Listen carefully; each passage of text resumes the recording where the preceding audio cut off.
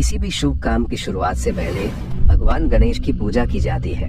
यहाँ तक कि भगवान गणेश को सभी देवताओं में प्रथम पूज्य होने का आशीर्वाद भी मिला है। पर क्या आप जानते हैं, जिन भगवान गणेश को अभी हम जानते हैं, उनका यह रूप सतयुग, त्रेता युग और द्वापर युग से अलग है और भगवान गणेश के जन्म से पहले ही उनका मरना निश्चित था। गणेश चतुर्थी के अवसर पर आज हम आपको भगवान गणेश से जुड़ी कुछ ऐसी ही अनसुनी कहानियों के बारे में बताएंगे।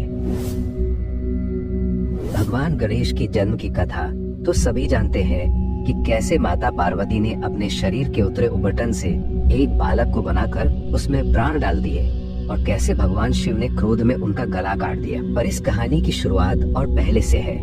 ब्रह्मवैवर्त पुराण के गणेश खंड के अनुसार एक बार माली और सुमाली नाम के राक्षसों ने भगवान शिव की तपस्या कर उन्हें प्रसन्न कर दिया। उन्होंने भगवान शिव से उनकी रक्षा का वरदान मांगा, जिसे भगवान शिव ने स्वीकार किया।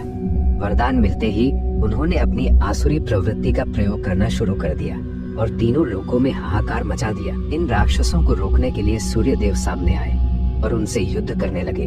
हार से बचने के लिए माली और सुमाली ने भगवान शिव को याद किया और वे तुरंत वहां पहुंच गए। महादेव ने अपने त्रिशूल से सूर्य देव के 3 टुकड़े कर दिए। उनके मरते ही तीनों लोग अंधकार में डूब गए। यह देखते ही सूर्य देव के पिता ऋषि कश्यप क्रोधित हो गए और उन्होंने महादेव को श्राप दिया कि जिस प्रकार उन्होंने उनके पुत्र को मार दिया, उसी प्रकार वह अपने पुत्र को भी मार देंगे। इसलिए जब भगवान शिव और गणेश एक दूसरे के समक्ष आए तो श्राप ने अपना काम कर दिया और महादेव ने भगवान गणेश का सिर धड़ से अलग कर दिया।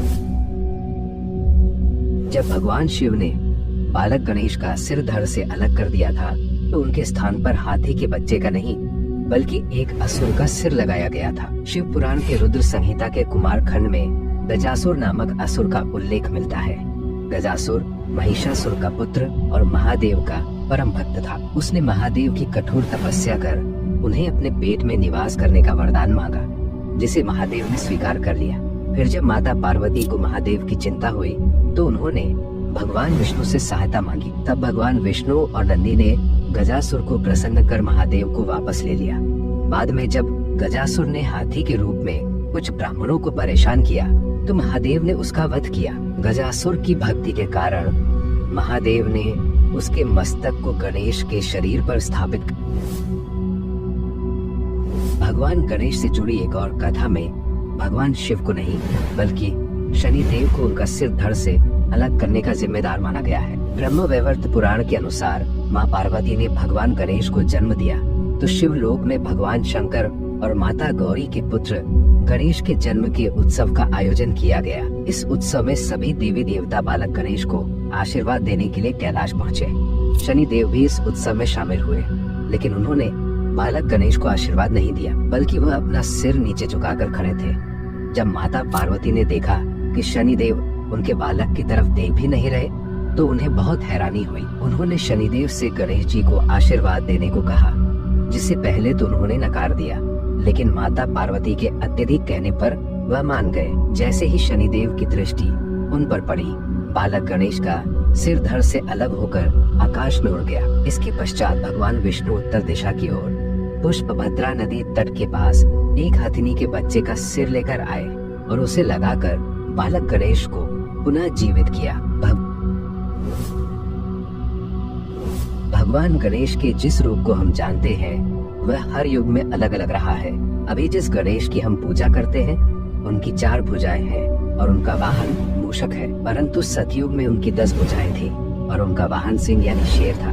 वैसे ही त्रेता युग में उनका रूप श्वेत और उन्हें 6 भुजाधारी बताया गया है और उनका वाहन मयूर यानी मोर था। इसी युग में उन्होंने रिद्धि और सिद्धि से विवाह भी किया था।